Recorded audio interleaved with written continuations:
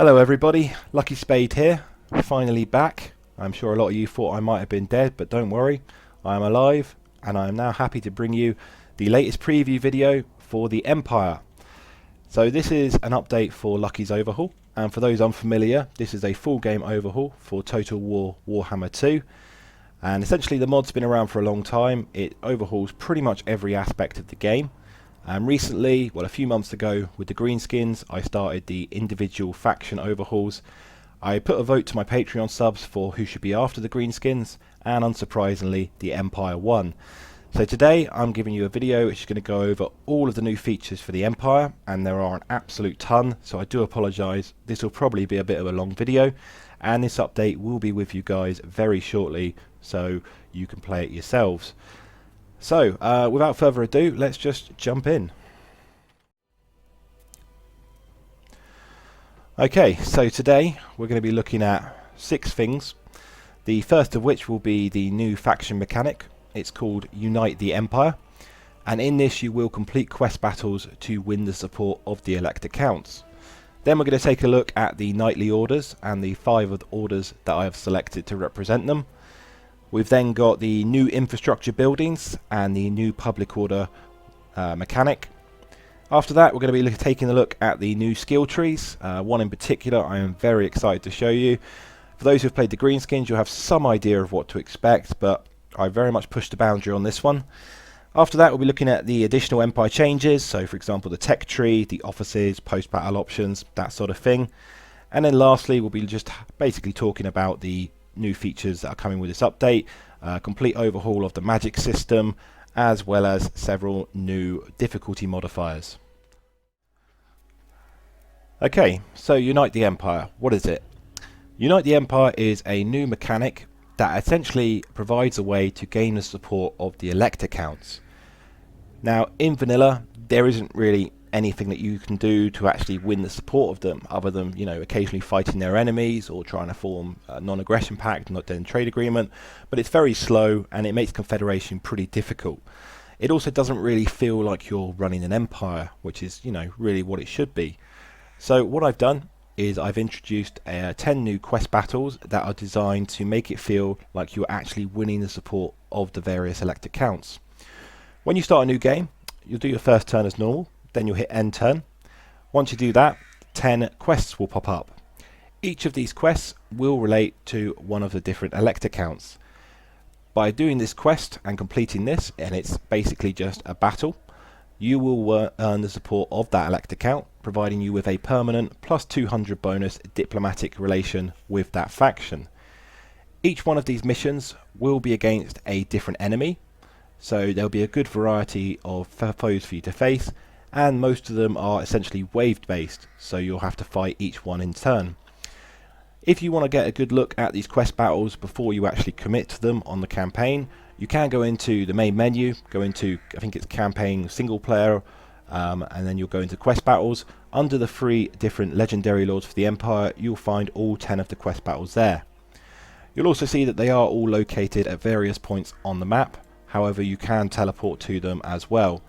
Now please note, there is no messing around with these battles. You don't have to go off and send your witch hunter halfway around the world, or start a war with Kislev, or any of that rubbish. Whenever you're ready, you can just play these missions. There's no time limit, so do them whenever you feel you're comfortable that you have an army capable of doing them. So in addition to providing you with the diplomatic relations, they'll also provide you with one of 10 new flavor units. So these are essentially units that once you complete the mission, you'll get +2 capacity for them. This means that you won't be able to spam them in your campaign. They're essentially just like a couple of extra units to throw into an army, but there are some pretty interesting ones, lots of them from various knightly orders, but also there are, for example, the Carabert Greatswords, Hochland Long Rifles, and the Nuln Ironsides, which, to those familiar with the lore, are some pretty big units that were missing from the roster. So when you're ready, you can teleport to these battles, fight the battle, then you'll get that reward, and you'll get that permanent diplomatic bonus as well. That diplomatic bonus will help you. It will make it much easier to form trade agreements, non-aggression pacts, alliances, and also allow you to confederate easier. and you will actually feel like you've earned it. You've done something to help that elector count. You fought a foe on their soil, and thus you've proven that you are an empire that, you know, you care for your people. You want to help them. So I hope you guys enjoy this. It took me a long time to make these quest battles. They are not easy, but they are now in the game, and as I say, it's entirely up to you as to if you do them, when you do them. Even if the faction, for example, gets wiped out, you can still gain those flavor units, so they're never going to be useless for you, and yeah, they're pretty cool. So in addition to the knightly order units you gain from the quest battles, those flavor units I was mentioning, there are 5 main knightly orders represented in this game. As you can see, we've got a new knightly orders building section here, and there are 5 chapter houses here for the Knights of Moor, Knights of the Blazing Sun, Reiksguard, Knights Panther, and the White Wolves. Within each major settlement you can build one of these chapter houses, and this will provide you with a limited capacity for units from that order. Each chapter house you build will increase the construction cost of additional chapter houses within that settlement by 500%. This is to show the animosity between them, so you probably only want to build one per major settlement to begin with. In addition to that, you will also have a major settlement in it that will provide the home unit for the knightly orders. So in Altdorf you've got Castle Reiksguard. In addition to providing you with a higher level of capacity, this will also provide some faction-wide bonuses to recruitment cost, recruitment rank, and upkeep for all units from the Reiksguard order. Each of the 5 knightly orders has a different home settlement, so the Knights Panther in Karaberg, White Wolves in Misenheim, Knights of the Blazing Sun in Talabheim, and the Knights of Moor will be in Drakenhof, so you've got to beat the vampires to get their home settlement. So in other words, these will be pretty limited. You're not going to be able to spam them in campaign, but they are very powerful units, and there are a few from each different chapter. Now, the important thing that I've also got to share with you here is the changes to demigryphs. So in vanilla, demigryphs were represented by a couple of different units that you would build from the stables. However, I read up on the lore on demigryphs, and in particular their relation to the inner circle. So for each knightly order you would have a Grand Master who rules the order and gives all of the various commands. Then just directly below him you would have the inner circle. They're essentially the elite knights from each order, and more often than not it would be the inner circle who would be the ones brave enough to go into a nest and steal a demigryph egg and then raise it and obviously then ride it later in battle. Now, according to the law, it's not exclusively knights of the inner circle who ride demigryphs, but the majority are. So what I've done is I've removed the 2 basic demigryph units and added 5 new ones, each one for one of the 5 different orders. So these inner circle knights are demigryphs armed with different weapons, and essentially they all have different bonuses. So for example, if we look at the Reiksguard, they'll get the trait that the Reiksguard have, which is stubborn, and they'll also gain a halberd, which gives them a nice bonus versus large. This means that there are 5 different demigryphs that you can recruit, providing you with a nice bit of variety, but obviously they will also provide additional flavour to that particular knightly order. There are also some foot units, so the Imperial Foot, the Blackguard, and the Tutogen Guard as well. The capacity of these foot units is more limited than the regular cavalry, so you won't exactly be seeing these too much in the campaign, because again, I don't really want to break the balance essentially. That's quite important for me. So yeah, this is knightly orders. I'll also show you this building here, the messenger post. This is where you recruit those flavour units I mentioned from. You can build it in any settlement, and as you can see, the units will only be recruitable after completing the relevant missions, and that will allow you to recruit those 2 capacity units from pretty much any settlement. So next up we're going to take a look at the infrastructure buildings, the new ones for the Empire. Before that though, I need to run over public order. So in vanilla, public order is extremely simple.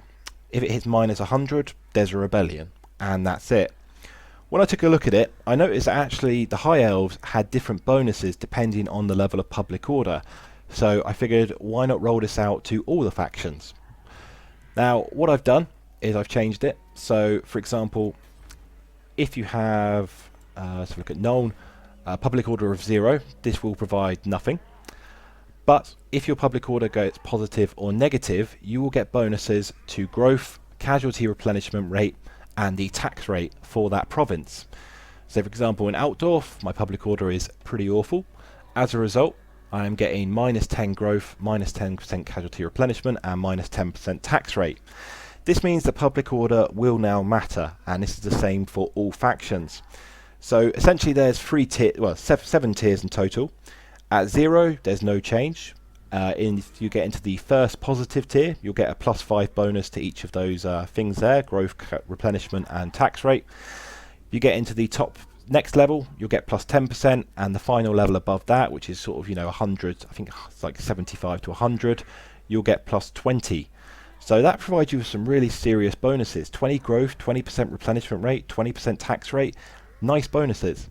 Equally, there are 3 negative tiers, -5, -10, and -20. This means that public order will now matter. Now, that's for all factions, but for the Empire, I've also done something a bit different. So for this, I'm going to have to do a bit of maths to explain how it works. So, normally with the Empire, your main settlements will provide you with positive public order. That's now changed, and it's now negative public order. This is to represent the, if you like, the sprawl, the squalor, what comes with having a larger settlement, the fact that they do become harder to rule. Now, I'm just going to do an important little bit of maths here for you. So, if you're playing on very hard or now legendary difficulty, you will get a -4 from your taxes. You will also get a -4 from the difficulty level. As you can see, I'm not actually on very hard here, but you would get essentially -8 as your kind of base.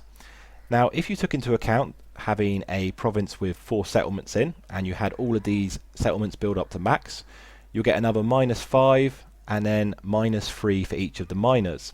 So in total, you'll get -14 from your province, plus -8 from your taxes and difficulty level, resulting in -22 public order, which sounds very scary. So how do you combat this as the Empire? Well, there are 3 public order buildings that you can now look at. So firstly, you've got your one that you'll probably all be familiar with, the tap room. This will provide you with a small amount of income, a small bonus to leadership for armies when they're under siege, and this will also provide a small public order bonus. So as you can see, top level public order +12. So if you wanted to maintain a public order in a province where you've got all of the settlements at max, you're probably going to want 2 of these. They're also not providing that much income, but importantly to note, they're also not providing any negatives. So let's move on to the next one, which is the pleasure. So as you can guess, this means brothels. Disorderly house, brothel, and eventually a pleasure palace. Now this provides a higher level of public order, so +6, +12, and then +18. It also provides a huge income bonus. As you might expect, these places do tend to generate quite a bit of money. There is, however, a negative, and as you can see, that is the vampiric corruption. For those who know the lore, the Larmian Sisterhood is a sisterhood of vampires who essentially live amongst noble society, or often in brothels. They are basically information brokers. Their job is to essentially provide not only their own survival, but also allow them to prosper by undermining empire, and that's usually done by either turning various nobles or just simply prying information from them. So if, for example, I wanted to build the pleasure line over the holstery, this will provide a much bigger public order bonus, and it will also provide me with a lot more income. But I'm going to have vampiric corruption. Corruption, of course, reduces public order and can cause vampiric rebellions. So if I'm building this, I'm probably going to want to consider building a worship as well, somewhere to go and pray away their sins. The third way to deal with public order is via the order chain. So this is a town watch, your town militia, and eventually your city militia. Now this provides the biggest public order bonus. As you can see, at the top here you will get up to +24 public order. So with just one chain of these, you'll be able to solve all public order issues in your province, assuming of course you haven't got any corruptions or any raiding, stuff like that. However, this comes with a negative. this will actually require a certain amount of investment, which results in negative tax rate for your province. So that's all the way up to minus 12%. These two public order buildings give you money. This one takes it away, but this one provides you with a significant public order bonus. So what this essentially is designed to do is to provide you with a slight challenge in terms of how you build each of your provinces. Let's say you're building a military province, right? You're not building much in the way of money-making buildings, you're just spamming military buildings to increase your capacity for your more powerful units. So you're not making much money. If I'm not making much money from it, I'm not really bothered about either of these lines, because I'm just going to take this line, because a negative tax rate on a very low amount of income isn't really going to be a big deal. However, if I'm building a province and, for example, I'm like, right, this is my bread basket, I'm going to make, tons of money here, I might be tempted to go for this. Now, it could be that I've already got generals who have skills that prevent, reduce corruption, or maybe I've stationed a local witch hunter in the province. But either way, I might not be bothered about the vampiric corruption, or not quite so bothered. So in order to increase my income from this province, I'm going to go with the pleasure district. If I'm unsure, or if I just don't want to deal with negatives early on, I might just go for the hostelry line. Hostelry? I can't pronounce that. Whatever. So the basic idea is that you're supposed to sort of think a little bit more about how you build your provinces. Now, tied into that, we also have the other three buildings here, which are your income buildings. So your basic one is the one that is in vanilla, that's your industry chain, and that provides you with a small amount of income. It's not insignificant, but it's also not great. If I want to go a bit further, I could build the moneylender line, starting with the loan shark's hut, the moneylender's house, and finally the most evil of all buildings, the bank. This will provide me with quite a bit more income than the industry. However, it will also negatively affect public order. Turns out that people don't like having their legs broken when they fall behind on a loan.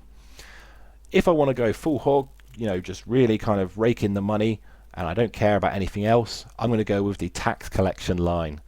Now, tax collectors are historically some of the most hated people in the world. Their job, of course, is to make sure that you're paying your taxes, and if you try and hide anything from them, they can extort huge amounts of income from you. So unsurprisingly, this provides not only the greatest income, but also the greatest negative bonus to public order. It also provides a pretty significant growth bonus as well.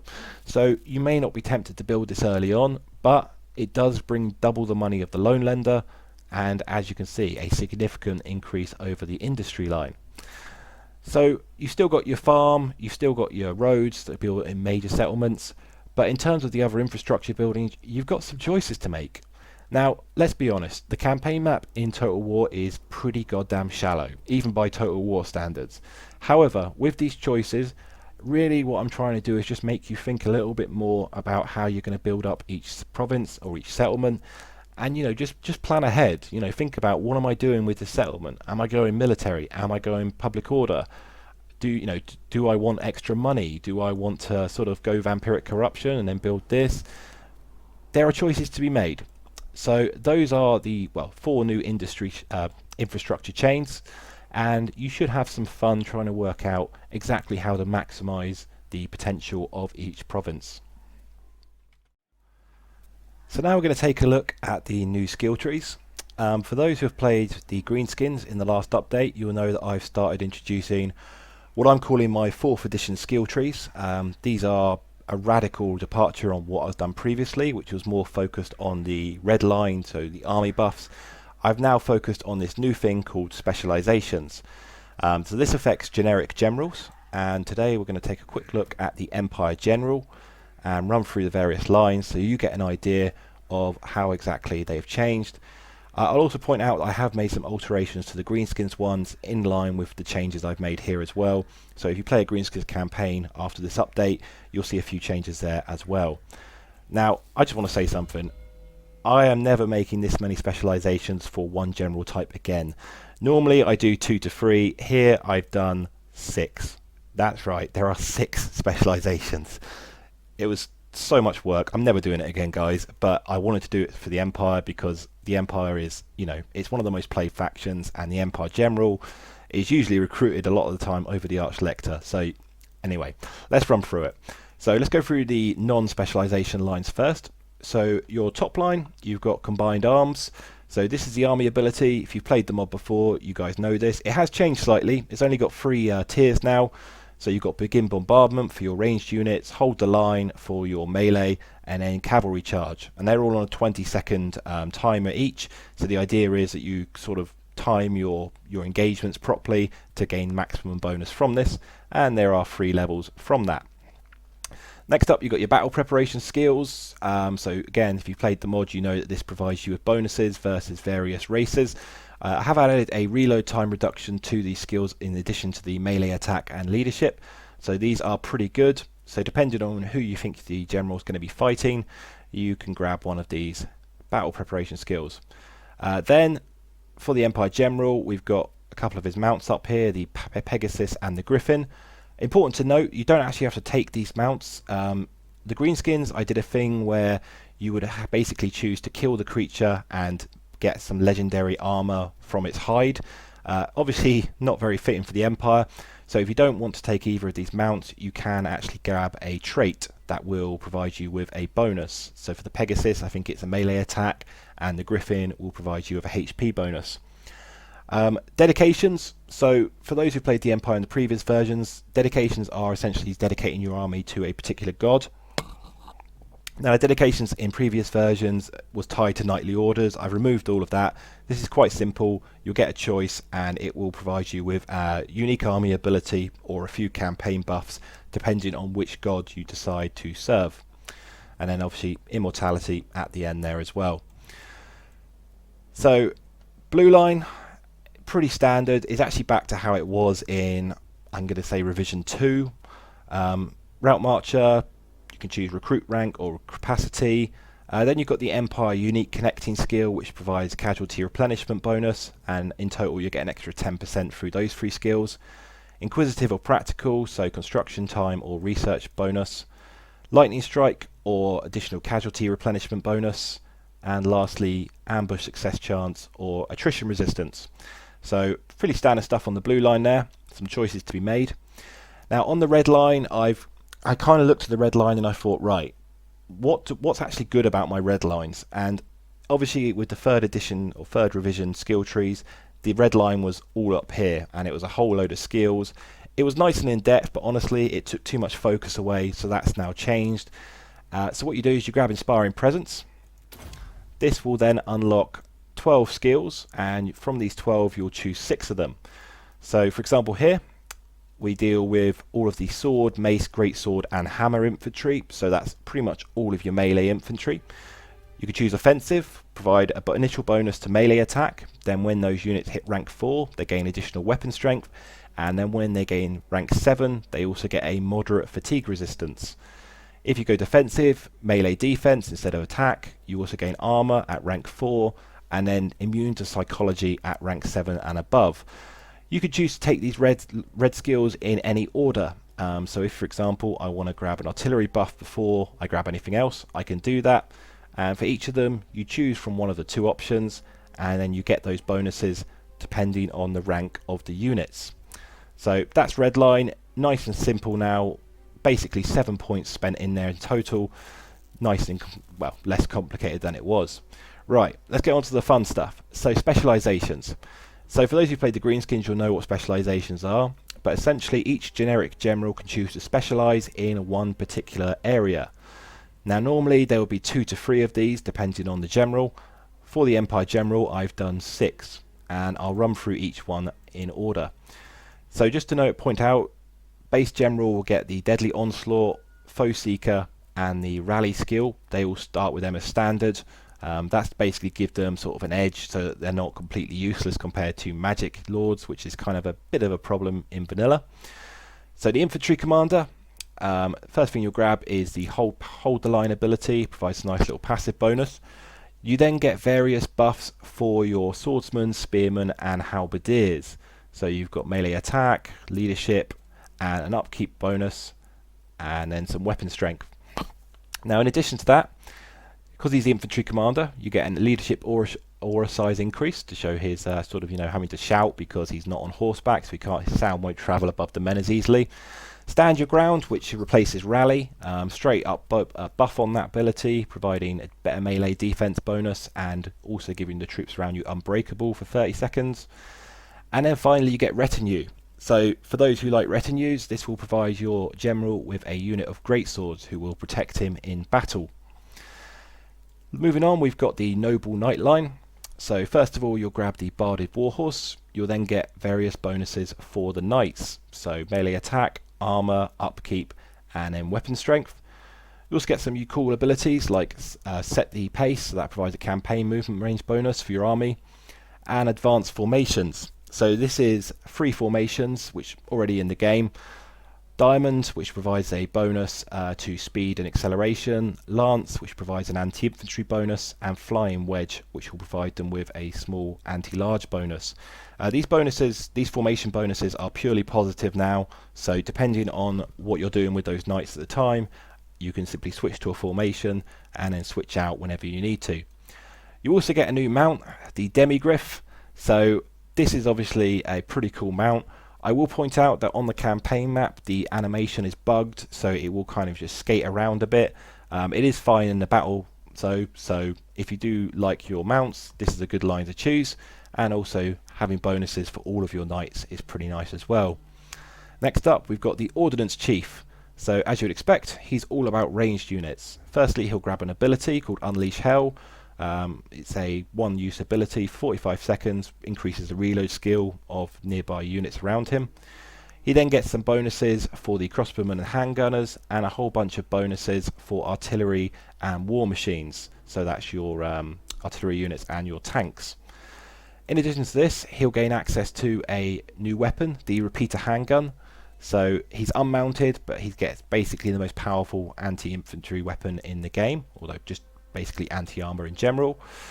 Bonus to replenishment for artillery and war machines, and also a new ability that will be appearing quite a lot going forward for various factions called Distribute Ammunition. Something that was introduced with the Vampire Coast faction, simply allows you to replenish ammunition of any ranged unit, so pretty useful if you are going very ranged heavy. Fourth one is Scoutmaster. So this will provide him with a speed bonus, Vanguard deployment and Stalk, and then you'll get various bonuses for Free Company Militia and all missile cavalry, so your Outriders, Pistoliers, and the Knights of the Verdant Field, who are a skirmish cav flavour unit you can unlock. So various different bonuses for them.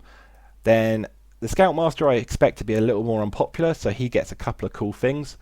Firstly, he gets a pistol and sword. So that's kind of like the Witch Hunter, basically think of that, he gets that on foot. He also gains access to a warhorse with a grenade launcher. This is really powerful, guys, and this is a damn good reason to pick this guy. He also gets the Distribute Ammunition ability, same as the Ordnance Chief. Then we've got the Champion, so this provides your general with a greatsword, gives him a nice increased bonus to his weapon strength and an anti-infantry bonus as well.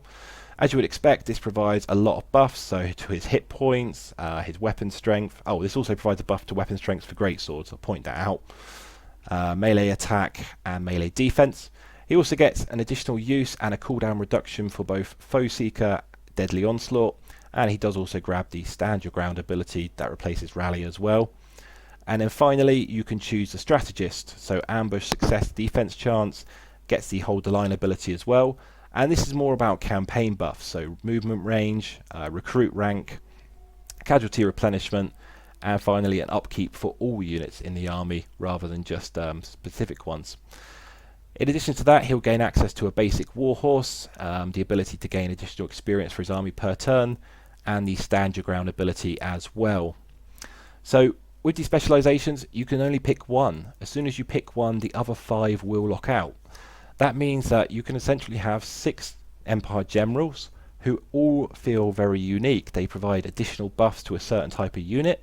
So, if you take the Noble Knight, you're obviously going to want to put probably slightly more knights in that army than you otherwise would.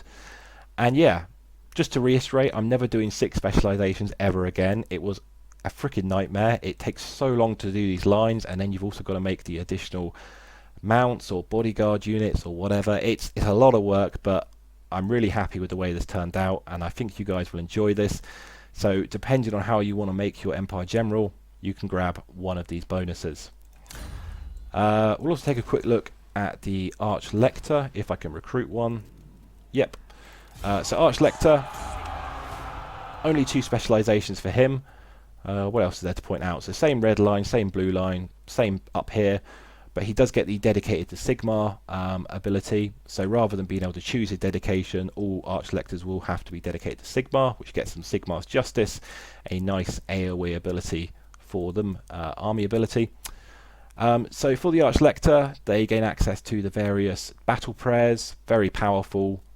They also gain the Warhorse and Barded Warhorse, though you can choose not to take these and take a trait instead. And then they've got 2 specialization choices. So this line you'll always get, but you can choose the Zealot, which provides bonuses primarily for the Flagellants, and then also you get an extra use for Grand Shield and cooldown reduction. So that's kind of more of a general buff. If you're going to put a lot of Flagellants in an army, Zealot is a great line to grab. Or you can grab Juggernaut, and this is all about making him a very powerful melee combatant. So this is all about personal buffs for him, additional use and cooldown reduction for Grand Hammer of Sigmar. In addition, he gets Sigmar's Light, which provides him with the Unbreakable attribute and a new passive ability. So essentially, if his health drops below 10%, this will automatically activate and give him an extra 5,000 HP. So really does make him very difficult to kill if you choose a Juggernaut, but the Zealot line will provide you with some really nice bonuses for your Flagellants. Legendary Lords, pretty much the same as with the greenskins. They will have a main line, which for Karl Franz involves a lot of his mount choices.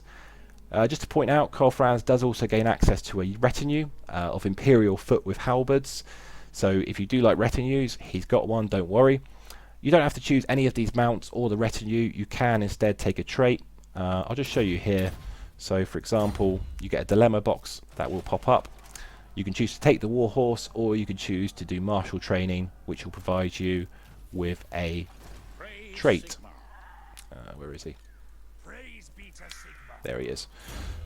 So as you can see, he's now got the Swift trait, getting an extra 10% speed. So if, for example, you're like, you know what, I just want the retinue, I don't care about the other mounts, grab the skill, and you'll still grab some useful bonuses from them anyway. With the Legendary Lords, they follow a slightly different path to regular specializations. For them, they'll get 2 lines, you get to go down both, and you get to choose from 2 skills every other skill.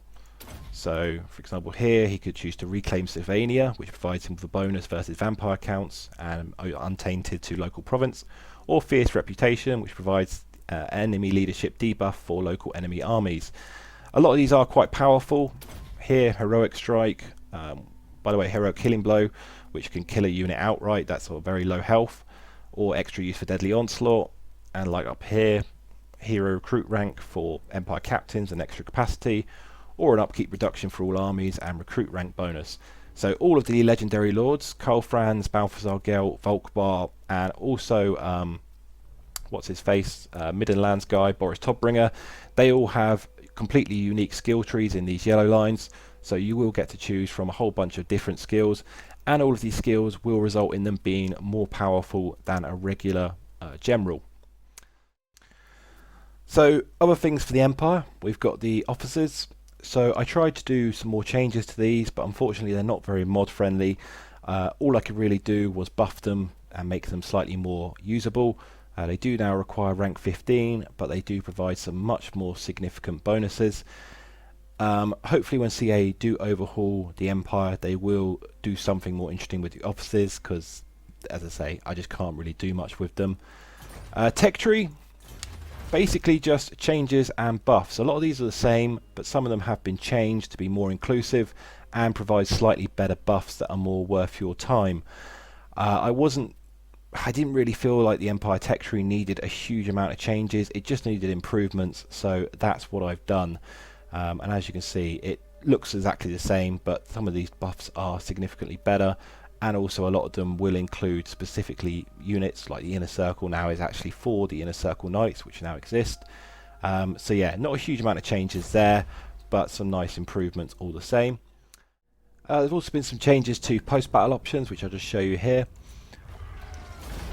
So instead of ransoming captive back, it's now loot the battlefield, which just provides you with a straight up buff to your treasury.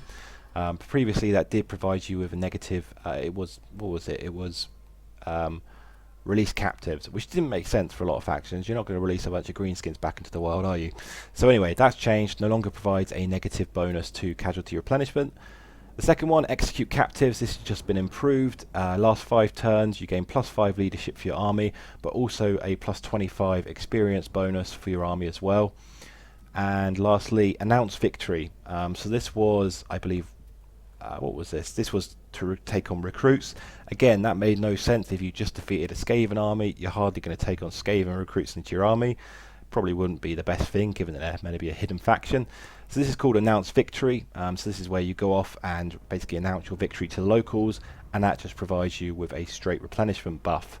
So some small changes to public to post-battle options there, but I feel that makes it a little bit more lore friendly.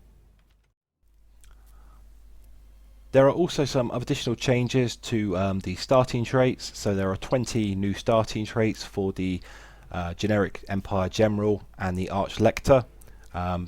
Much improved on the previous ones, I think. I did the unique ones for the greenskins, I've done it again for the Empire. But the other thing I want to show you is one of the new things, magic. So as you guys who have played the mod know, I've overhauled magic entirely anyway. I've actually probably done it like 2 or 3 times in the past. I did it again because I wasn't entirely happy with my previous version. So what I've done is there's essentially a few different things. So firstly, according to the spell rarity, so you've got common, uncommon and rare. The rarer the spell, the more it's going to cost in terms of wins of magic. So your common spells are going to be much cheaper than your rare spells. So this should provide you with slightly better options. So if you want to sort of spam a cheap spell, you can do that. Or if you want to spend it all on one big one, that's an option too. Other changes, I've increased the sort of power of buff and debuff spells. I felt like they were lagging behind the damage and healing spells quite significantly. So they are overall slightly more powerful, so they should be a slightly more attractive option. I've also gone through and I've just overhauled every spell basically. There's too much to go through here because obviously there's like 100 spells, or well, however many there are. I've added a ton of new contact effects as well. So here, for example, Searing Doom is now a cheap anti-armor spell, but also provides the impaled contact effect for -50% armor. And also the overcast options. I've radically improved most of the overcast options, so they should actually feel like they are worth casting in the overcast version. Obviously you've got that risk of a miscast, but they are going to be significantly more powerful for a cheaper cost. So yeah, magic, if you haven't played the mod, you're in for a treat, but if you have, you should just notice some general improvements as well. So have a look through that. I'll just talk about the additional things here. So campaign difficulties have been changed. I will make a full note of what I've done in the patch notes.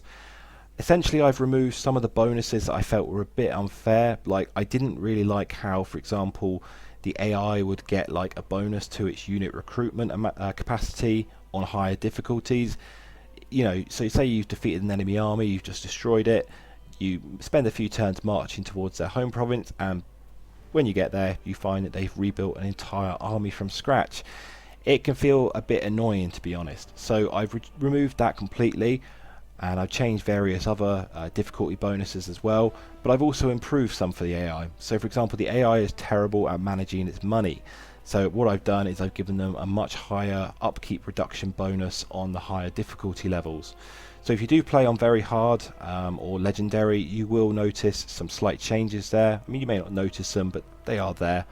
Also, if you are playing legendary difficulty, something you'll probably thank me for, the public order bonus, I had a look at it. On legendary it was -8, which is just obscene, and obviously with the changes I've made, that wasn't really, you know, particularly good. So that's now capped at -4, so it's -4 regardless of whether you play on very hard or on legendary. There's also various other small improvements, all of which you'll find in the patch notes, but this video's gone on long enough, so I won't keep you guys anymore. The Empire, huge number of changes, new mechanic, uniting it, new nightly orders, new infrastructure buildings, new public ordered system, new skill trees, and smaller changes to tech tree and offices, post-battle options, and also, what was the other thing? Whatever it was, I've forgotten. I've been talking too long. But yeah, this update is coming out very soon. With this video, I will release the exact date. I'm still sort of mulling over which day exactly I want to release it on. You guys have waited a long time for this, and if you're my Patreon subs, I'm very sorry for not updating you previously. Real life got in the way, but then I sort of went, as I call it, into the tank and just modded the hell out of it.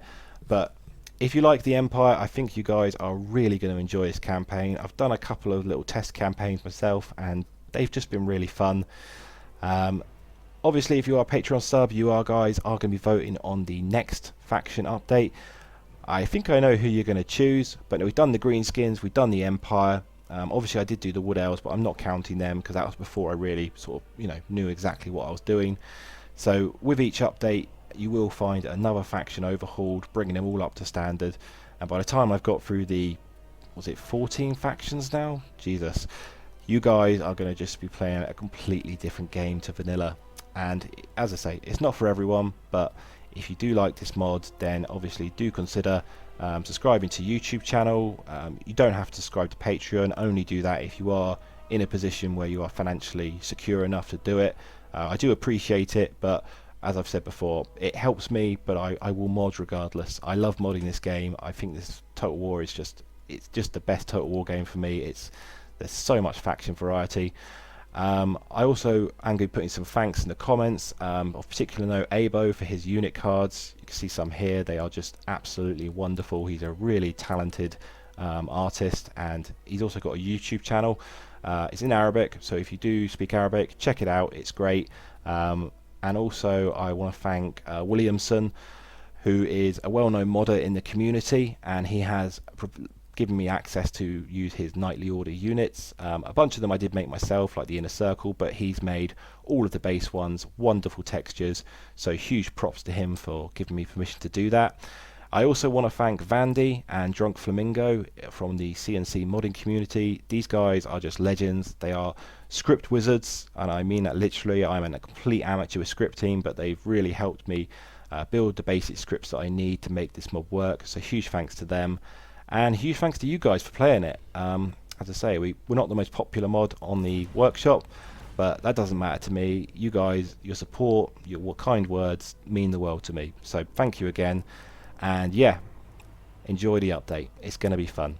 So till next time, I'm Lucky Spade, and this is Lucky's Overhaul Empire Preview.